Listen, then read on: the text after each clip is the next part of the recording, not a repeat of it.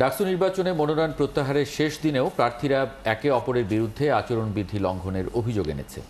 প্রশাসনের দ্বিচারিতা নিয়েও সরব কোনো কোনো প্যানেল। একজন রিটার্নিং কর্মকর্তার দাবি, আচরণবিধি নিয়ে বড় রকমের হেরফের তার নজরে আসেনি। আরও জানাচ্ছেন ফরহাদ ইবনে মালেক। ডাকসু নির্বাচনের মনোনয়ন প্রত্যাহারের শেষ দিন। এ পর্যন্ত প্রার্থী না থাকতে চেয়ে আবেদন করেছেন ২১ জন।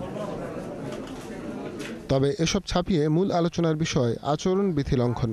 এ নিয়ে সকালে প্রশাসনের দিকে আঙুল তুলে ছাত্র অধিকার পরিষদের ডাকসু ফর চেঞ্জ প্যানেল। কোনো একটা আইন করা হলে সেটা অনেকের ক্ষেত্রে, সবার ক্ষেত্রে একরকম হলেও অনেকের ক্ষেত্রে সেটা ভিন্ন।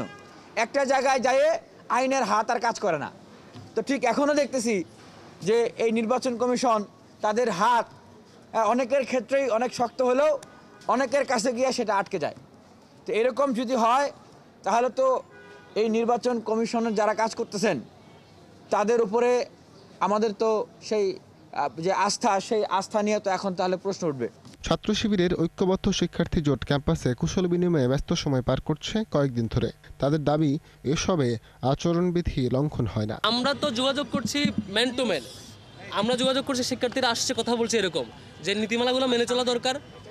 ক্লাসরুমে ঢোকা, রিডিং রুমে ঢোকা, হলের ভিতরে ঢোকা, যে রেস্ট্রিকশন, আমরা এই ধরনের ক্লাসরুমে ঢোকা অন্যান্য যে রেস্ট্রিকশন, কোনো রেস্ট্রিকশন আমরা ব্রেক করছি না। আচরণবিধি নিয়ে মঙ্গলবার প্রার্থীদের সাথে বসবেন রিটার্নিং কর্মকর্তারা। বিপি, জিএস, এজিএসদের সাথে আগামীকাল 11টায় আমরা আচরণবিধি মান্য করা সহ, আমরা যেহেতু কালকে থেকে আনুষ্ঠানিক প্রচারণা শুরু হবে, তার প্রাক্কালে আমরা তাদের সাথে আনুষ্ঠানিকভাবে বিপি, জিএস এবং এজিএসদের সাথে একটু বৈঠক করার আমরা পরিকল্পনা করেছি। প্রার্থীরা সকাল 10টা থেকে রাত 11টা পর্যন্ত চালাতে পারবেন তাদের নির্বাচনী প্রচারণা। ফরহাদ ইবনে মালেক, ৭১, ঢাকা।